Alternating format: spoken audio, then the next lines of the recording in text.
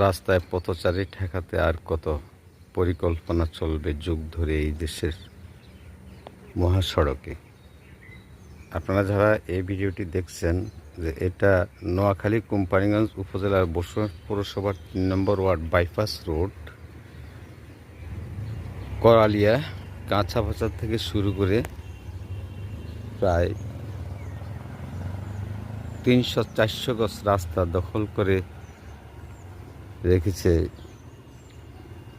বিভিন্ন অসাধু কিছু ব্যবসায়ী। আপনারা দেখতে পাচ্ছেন রাস্তাতে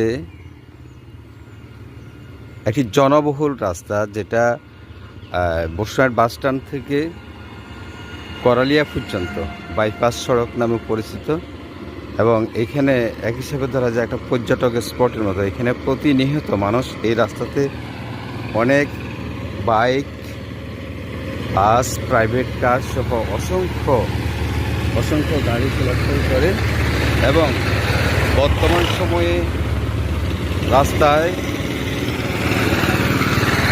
এইভাবে গাড়িগুলো সর্বক্ষণিক এইভাবে দাঁড় করিয়ে রাখি, মানুষ চলাচলে ভীষণ ভোগান্তি ঘটে যেতে পারে। যে কোনো মুহূর্তে একটি দুর্ঘটনা হতে পারে, সারা জীবনের কান্না।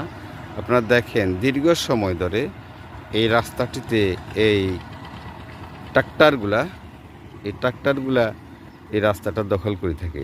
দেখেন স্বচ্ছ রাস্তা, এই যে এখানে স্বচ্ছ রাস্তা, এই পাশে প্রায় 8 ফিট রাস্তা, এই ট্রাক্টরগুলা সবসময় প্রতিনিয়তভাবে এখানে পড়ে থাকে। এতে করে জনসাধারণের চলাচলে বিঘ্নতা ঘটে যাবে, একটি বড় ধরনের দুর্ঘটনা।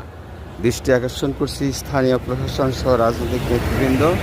অবশ্যই আপনারা এই ভিডিওটি, এই নিউজটি আপনারা প্রচারের মাধ্যমে আমরা স্থানীয় প্রশাসনের দৃষ্টিতে নিতে পারবো। আপনারা শেয়ার করবেন এবং আপনাদের মতামত জানান। দেখেন দীর্ঘ সময় ধরে করালিয়া বাইপাস রোডের মাথা নাচের টাওয়ার সংলগ্ন থেকে আরম্ভ করে প্রায় উত্তর দিকে ৩০০-৪০০ গজ রাস্তা দখল করে আছে এই ট্রাক্টরগুলো। কেমন অসাধু ব্যবসায়ী দেখেন, পরিত্যক্ত একটি ট্রাক্টর, সে এক সাইডে ফুটপাত দখল করে আছে অন্তত 8 ফিট রাস্তা।